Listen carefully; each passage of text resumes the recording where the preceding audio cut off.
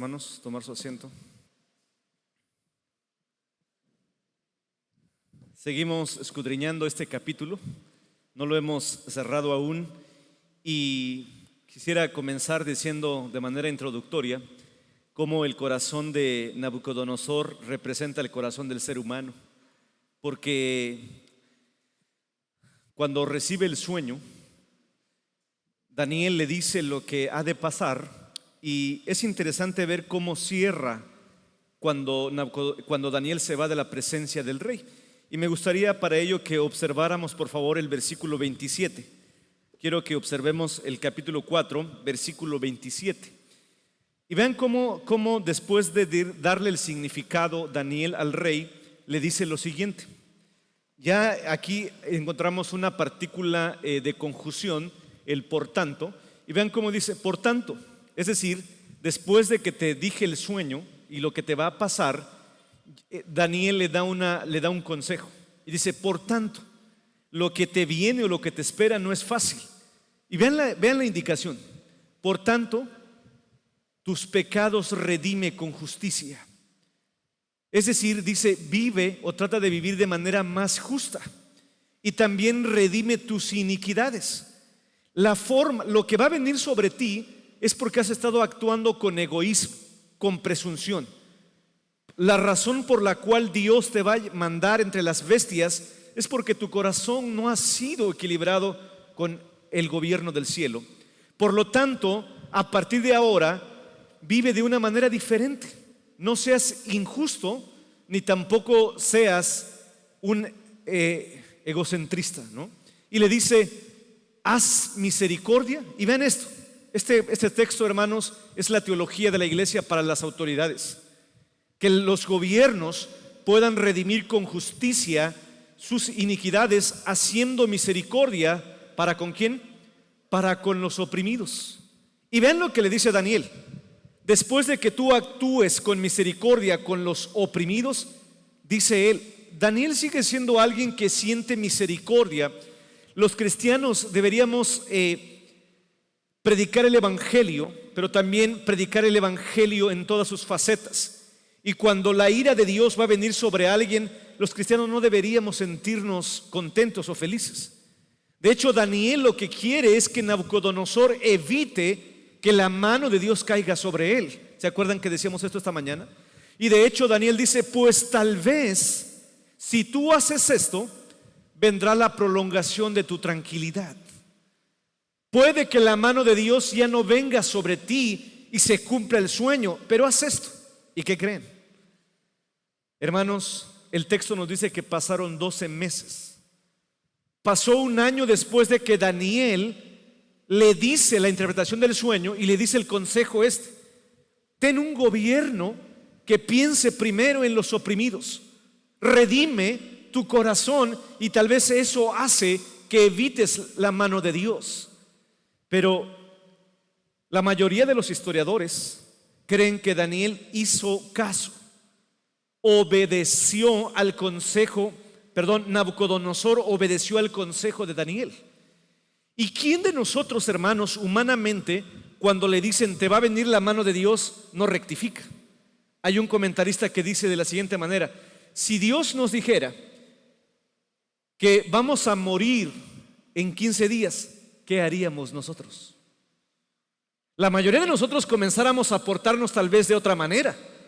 Tal vez comenzáramos a ahorrar el tiempo en aquellas cosas que son necesarias. Este hombre entonces cambia su conducta y comienza a gobernar de una manera diferente. Pero yo decía recién, pero su corazón todavía no cambiaba. Vean cómo arranca el versículo 28. Ahora, quiero que noten esto, lo enfatizo. Del versículo 27 al versículo 28 hay un año de diferencia. Es decir, hay un tiempo que no debemos nosotros dejar de mirar. Durante un año él obedeció, entre comillas, y quiso rectificar su vida. Cuando tú le dices a alguien que le viene una tragedia, a menos que no sea humano, pues cambia su rumbo. Pero su corazón, hermanos, seguía siendo un corazón que necesitaba ser tratado. Porque vean cómo comienza el versículo. Todo esto cambia la temática. De hecho, no sé si en su Biblia usted tenga la separación de los párrafos, pero en el original termina el párrafo con el versículo 27 y hay un margen, hay un espacio. Algunas Biblias lo ponen de manera unida, pero más bien deberíamos dividir el párrafo. Por eso me voy a ocupar de los versículos 28 al final del capítulo, porque son otra narrativa. Y vean esto: todo esto vino sobre el rey Nabucodonosor, versículo 29. ¿Al cabo de qué? Es decir, de la última vez que habló con Daniel pasaron 12 meses. ¿Y cómo seguía el rey? Se estaba paseando. Se estaba paseando en el palacio real de Babilonia. Seguimos. Habló el rey. Vean, hermanos, a mí me impresiona la dureza de nuestro corazón. Yo no sé ustedes,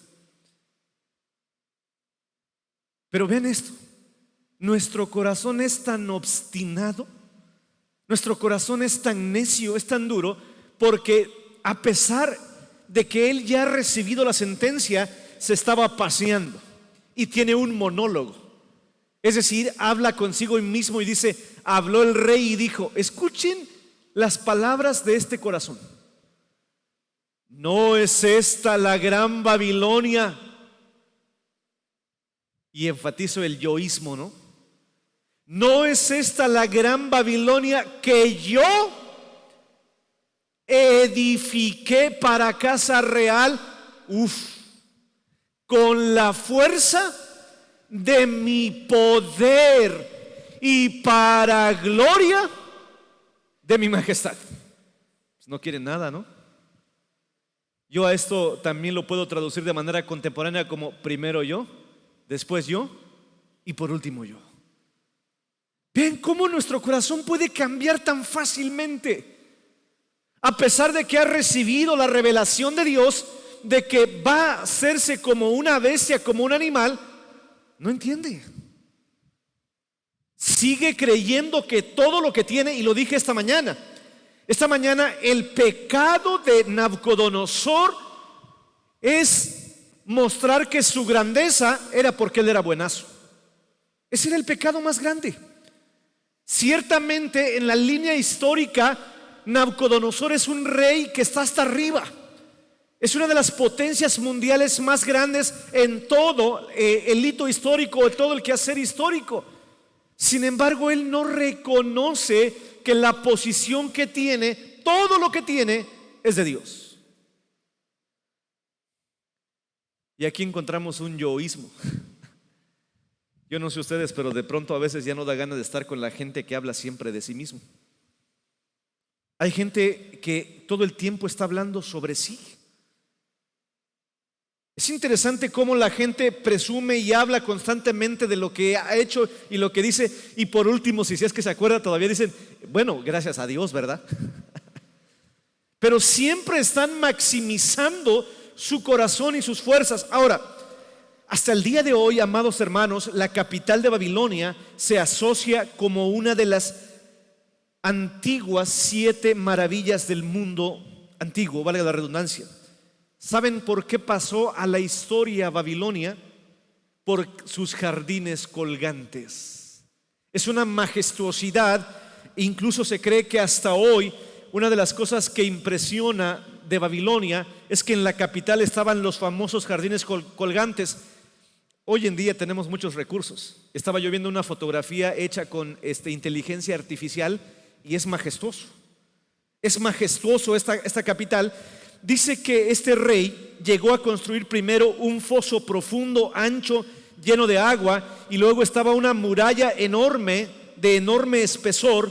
Luego estaba dentro de esa muralla, había otra muralla. Esa muralla exterior era como la armadura exterior de la ciudad, construida de una manera arquitectónica majestuosa, pero también profunda. Luego dentro, vamos a pensar, me puse a pensar cuando leía esto, que tenía un periférico, ¿no? El periférico que rodeaba todo, pero dentro de ese mismo periférico, en la Ciudad de México hay algo que se llama periférico, que generalmente rodeaba toda la ciudad. Obviamente ahora la ciudad ha crecido tanto que ya la población ya construyó fuera del anillo periférico.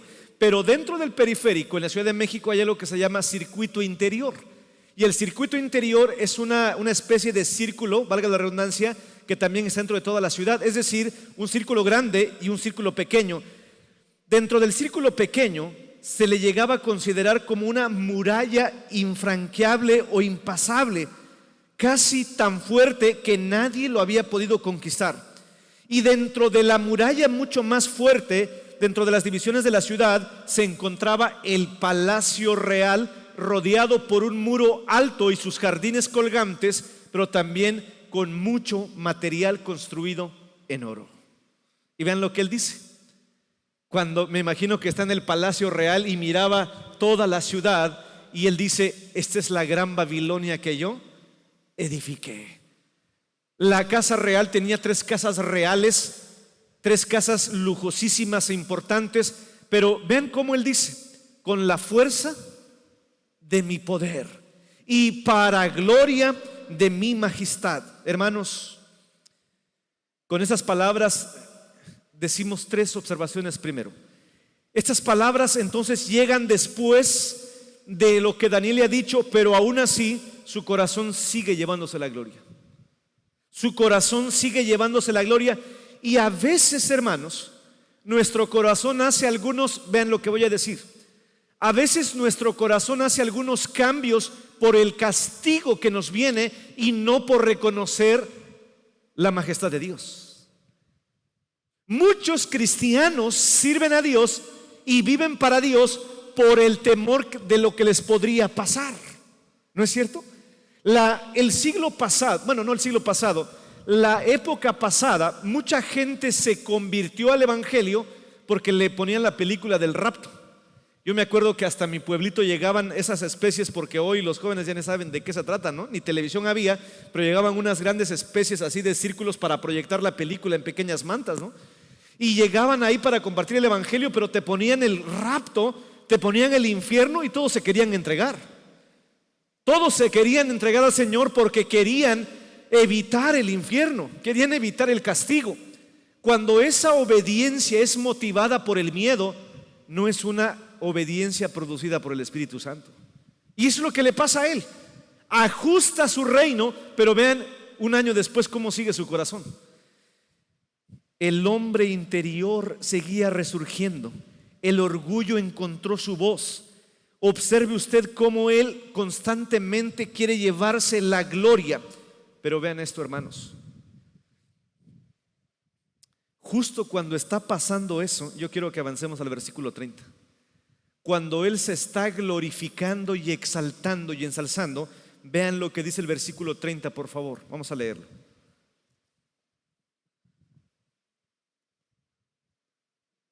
Versículo 31, perdón.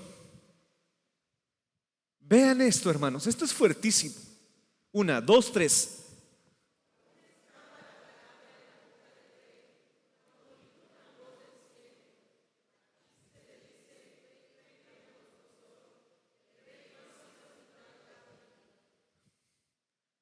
Hermanos, hay episodios en la Biblia cuando Dios ha traído su justicia a este mundo, pero si no se arrepienten, viene una justicia peor.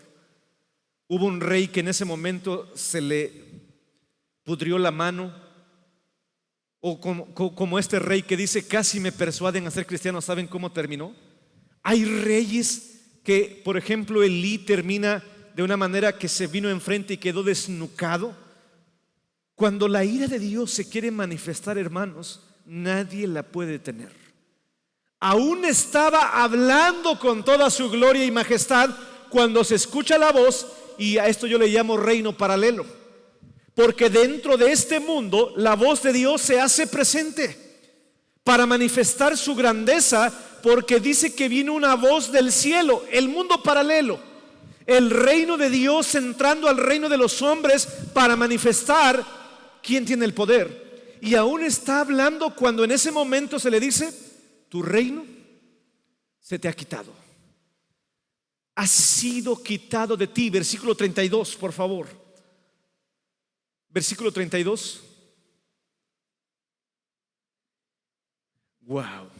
y te arrojarán con las bestias del campo, será tu habitación, y como los bueyes te apacentarán. Y aquí viene lo que mencionaba: 7 tiempos pasarán sobre ti, escuchen hermanos, hasta que reconozcas que el Altísimo tiene el dominio en el reino.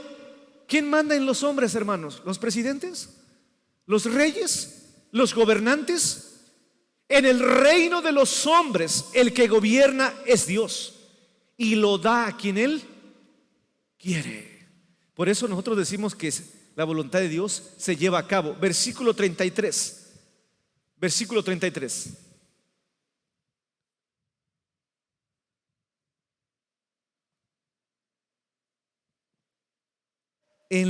Miren esto: en la misma hora se cumplió la palabra sobre Nabucodonosor. Y a mí me gustan mucho los términos gramaticales en la Biblia, porque yo les explicaba que en el capítulo 3 los varones fueron echados ¿a dónde? Al horno de fuego, ¿se acuerdan? Regularmente decimos que fueron arrojados, y les explicaba yo que no hay tanta coherencia con esa descripción de la palabra, pero en hebreo es el mismo verbo. El que había echado a los varones al horno de fuego, para que él entienda quién gobierna, ahora es echado por Dios. Es echado por Dios entre los hombres, de entre los hombres. Y vean esto: ¿se imaginan ustedes la escena? Viendo a un hombre comiendo hierba como los bueyes, y su cuerpo se mojaba con el rocío del cielo, hasta que su pelo creció como plumas de águila, y sus uñas como las de un ave. La palabra de Dios se cumple. La autoridad se le fue quitada, porque todo lo que tenía, hermanos, no era por la gloria de su poder ni por su propia fuerza. Yo enfatizo esta palabra en la teocracia de la Biblia: toda autoridad es delegada. Nadie de nosotros tiene autoridad intrínseca, y todo lo que llegamos a poseer y tener, y la posición que tenemos, es solamente por el designio de Dios. Sin embargo, sigue manifestándose la misericordia de Dios, porque si fuéramos así como que tipos tiranos, diríamos: se lo merece.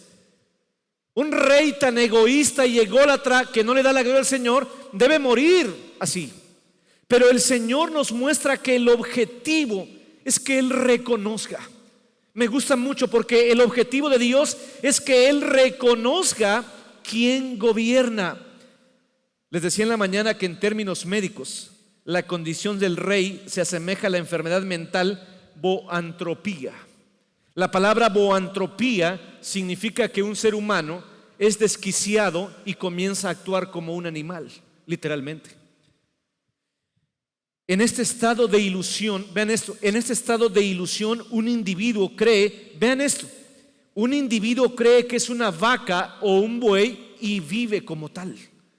Comía, caminaba y actuaba como tal. La arrogancia o el egoísmo va a ser duramente castigado por Dios.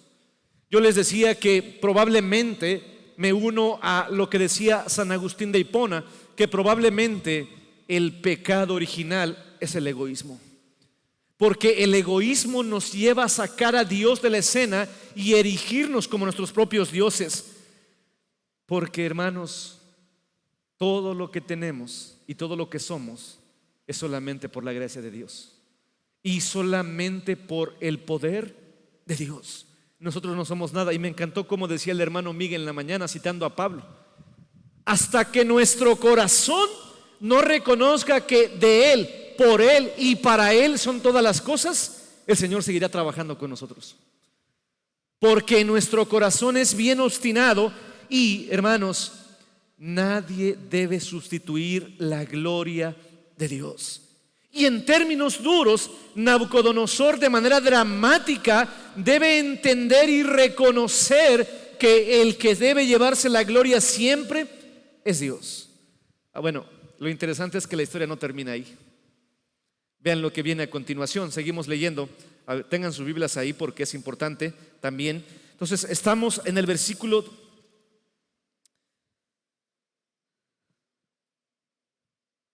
35. Dios tiene el propósito de trabajar en nuestro corazón hasta que en nuestro corazón exista la gloria del Señor. Y hermanos, dice el texto, todos los habitantes, versículo 34, mas al fin del tiempo, yo Nabucodonosor alcé mis ojos al cielo y mi razón me fue devuelta. ¿Y qué viene a continuación? Y bendije al Altísimo, alabé. Vean cómo cambia el corazón, porque ahora no se trata de él, sino que dice: bendije al Altísimo, alabé y glorifiqué al que vive para siempre, cuyo dominio es sempiterno y su reino por todas las edades. Ahora quiero enfatizar lo que dice más al fin del tiempo, porque me encanta cómo lo interpretan algunos comentaristas. Dios no nos va a dejar hasta completar la obra en nosotros.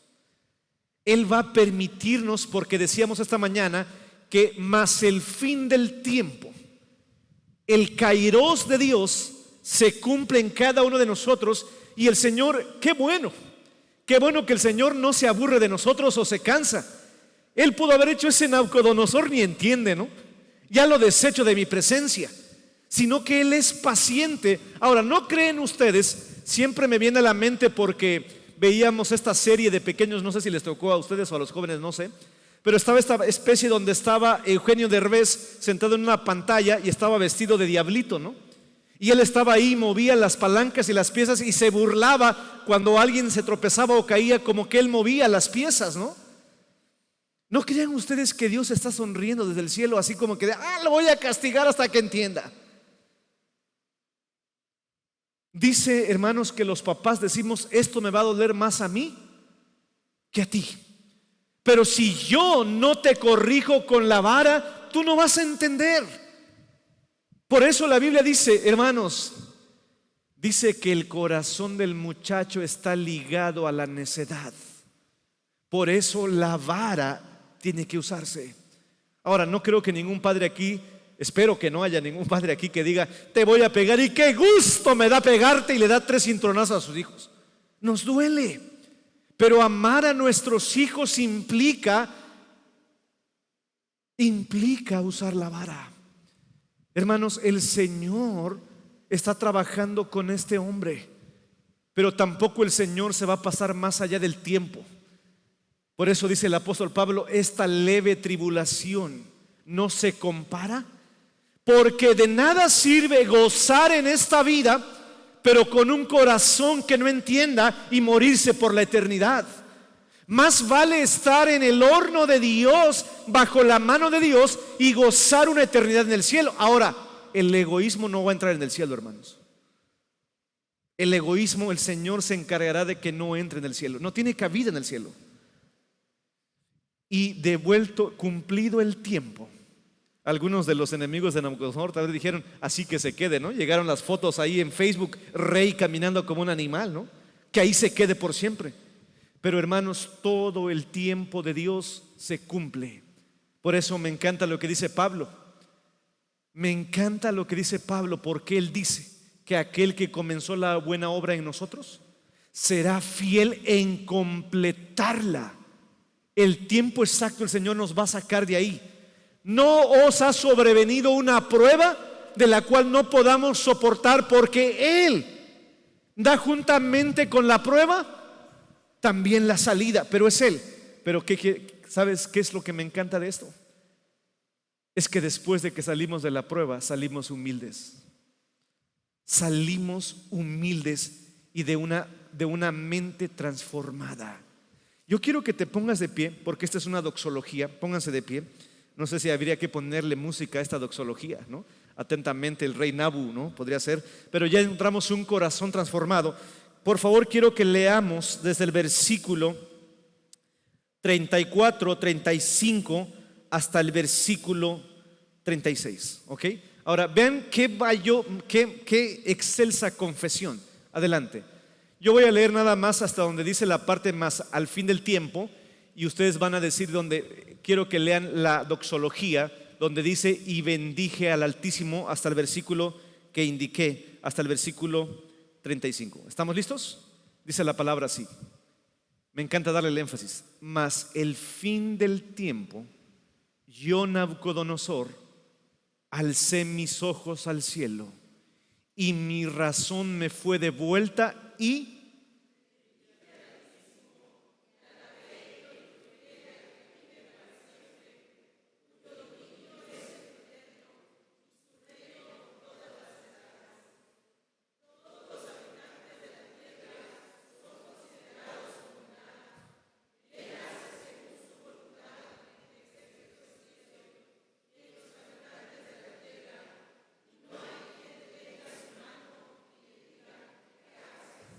hasta gloria al Señor.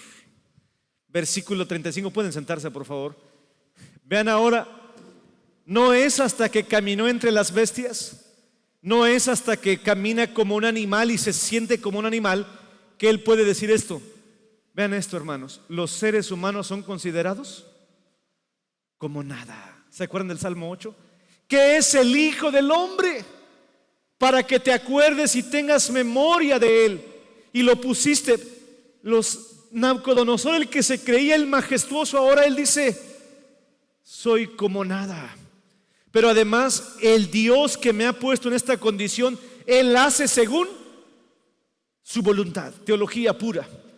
Hermanos, Dios gobierna en el cielo, Dios gobierna en la tierra, Dios gobierna en todos los mundos habidos y por haber. Pero sobre todo, me encanta cómo le dice a Job: no hay quien detenga su mano y no hay quien le diga ¿qué haces? Después de confesar esto, vean lo que viene a continuación, versículo 36, por favor, hermanos. En el mismo tiempo mi razón me fue devuelta y la majestad de mi reino, mi dignidad y mi grandeza volvieron a mí. Y mis gobernadores y mis consejeros me buscaron y fue restablecido en mi reino. Y vean cómo termina la frase. 1, 2, 3. Mayor grandeza fue añadida. Dios nos va a dar mucho más de aquello que tenemos, pero cuando Él sabe que estamos listos para tenerlo. Porque la grandeza, si la que tenía ya era suficiente, ¿se acuerdan de Job? Su riqueza se le duplicó. Los hijos se le duplicaron, porque él ahora su corazón ha sido calibrado y entiende que todo es por Dios. Hermanos, ven lo que voy a decir. Si ahorita Dios nos sentara en su trono, casi lo quisiéramos sacar a él del trono. Pero cuando él venga y estemos en su trono, nosotros sabremos arrojar nuestras coronas delante de él. Porque nosotros necesitamos un empujoncito para sentirnos como dioses. Pero cuando el Señor nos humilla y trabaja en nuestro corazón, sabemos reconocer que todo y aún mucho más de lo que tenemos se nos puede duplicar, porque nuestro corazón ha entendido. Mayor grandeza me fue añadida. Y aquí vemos, siguiente versículo 37, hay una conversión genuina. Ahora yo Nabucodonosor, ven esto, ahora yo Nabucodonosor alabo, engrandezco y glorifico ¿a quién? Al Rey del cielo. Ya no más yo. Esto me recuerda cuando Juan el Bautista ve que viene Jesucristo, ¿no? No soy digno ni siquiera de ¿qué? De desatar las correas de sus pies. Ahora entiendo que todas las obras, todo mi palacio, todo mi gobierno son de Él y sus caminos son justos. Vean cuando un corazón ha sido humillado y Él puede humillar a los que andan con soberbia. Versículo que sigue. Ya no hay, ¿verdad? ¿Por qué? ¿Saben por qué? Porque aquí terminó la historia de Nabucodonosor. Ya cuando entramos al capítulo 5, va a venir uno de sus hijos llamado Belsasar. Sin embargo, todos creemos, aunque puedo decir que va a haber reservas en el cielo porque van a haber grandes sorpresas, pero me uno a la mayoría de los comentaristas. Nabucodonosor terminó siendo un hombre escogido por Dios. Ya no sabemos más de él, porque luego en esta misma historia va a venir un rey que se llama Ciro, y aunque Ciro dice que es siervo de Dios por el simple hecho de la soberanía de Dios, pero Ciro terminó siendo un pagano. Pero la historia con Nabucodonosor termina cerrando con esto: y yo alabé al Señor, y termina diciendo un gran sermón. Obviamente él dice: Dios humilla al corazón soberbio. Pero el corazón de Nabucodonosor terminó transformado, terminó diferente. Hermanos, ¿saben cuál es la mayor gloria que terminó con Nabucodonosor? No el duplicar su grandeza, sino que ahora conocía y entendía a Dios. Hermanos, no estamos peleados con que Dios nos haga crecer, con que Dios nos bendiga, pero eso no es lo más importante. Lo más importante es que nuestro corazón entienda y conozca a Dios. ¿No es lo que dice Jeremías? Mas alábese en esto el que se hubiere de alabar, en entenderme y conocerme. Hermanos, nosotros somos ricos, nosotros somos privilegiados, porque conocemos y sabemos quién es Dios y no somos nosotros. Pero sobre todo, hermanos, la mayor gloria de Nabucodonosor es que él terminó reconociendo quién era Dios. Por eso esa es nuestra mayor alabanza, que cuando termine ese tiempo que el Señor permite en nuestra vida, podamos decir: conozco que tú eres mi Dios y vivo para ti. Que el Señor nos permita vivir todos los días reconociendo que de Él, por Él y para Él son todas las cosas. Que Dios nos bendiga, hermanos.